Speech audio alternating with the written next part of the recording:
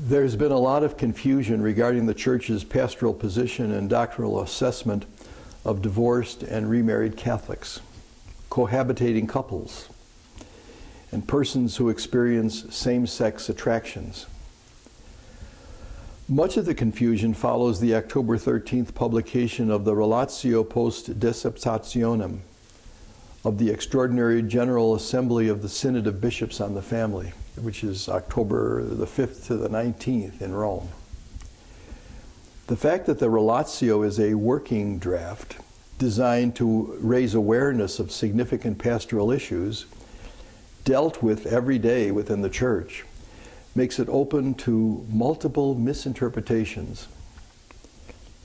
Neither an encyclical, nor an apostolic exhortation, nor a defining act of the magisterium, the document is designed to, quote, put forward the fruit of the synodal dialogue, to raise questions and indicate perspectives that will have to be matured, close quote. A good deal of the confusion is inevitable, given the fact that contemporary commentators and even some of the Synod participants have adopted language that objectifies the human person. This makes it harder for the Church to reconfirm its positive stance toward the dignity of each human person. Activity must never be confused with identity. The human person always remains greater than what he or she does or experiences. A person who is in a cohabitating relationship ought not to be identified by the irregularity of that union. A man or woman who experiences same-sex attractions ought not to be identified merely by the experience of these attractions. In these cases, as in the case of divorced and remarried couples, a person must always remain free from having his or her identity defined by what he or she does or experiences. The Church is and has always been open to the individual person. By refusing to identify a person according to activity or experience, especially when this activity might be contrary to Scripture, the Church remains open and welcoming of each individual's giftedness.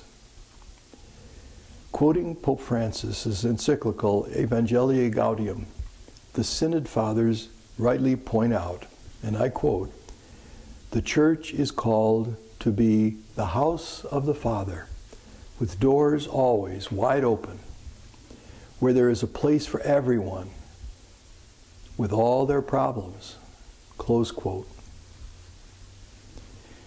It is because the Church cannot compromise on the dignity of the individual person, nor reduce it, nor objectify it, that the Church can call every individual to live a life of chastity, regardless of his or her state in life, and regardless of the sexual attractions experienced. Chastity, after all, pertains not just to our behavior, but also to the state of our hearts. The Church always understands how difficult chastity can be. As the Catechism of the Catholic Church states, man is sometimes confronted by situations, and I quote, that make moral judgments less assured and decision difficult. But he must always seriously seek what is right and good and discern the will of God expressed in divine law. Close quote. Discerning the will of God leads to true charity. Discernment begins with the honest acknowledgement that we are all sinners. The example of the merciful Christ teaches us that a person cannot be identified by his or her sin. An individual's identity can never be reduced to what he or she does or experiences. Matthew always remains greater than his tax collecting. Paul is always more than a persecutor of the church. And Peter is always greater than his denying.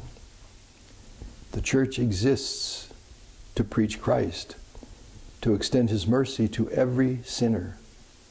The church refuses to condemn those who are cohabitating, those who are divorced and remarried, those who engage in sexual activity outside of marriage, or any other sinner.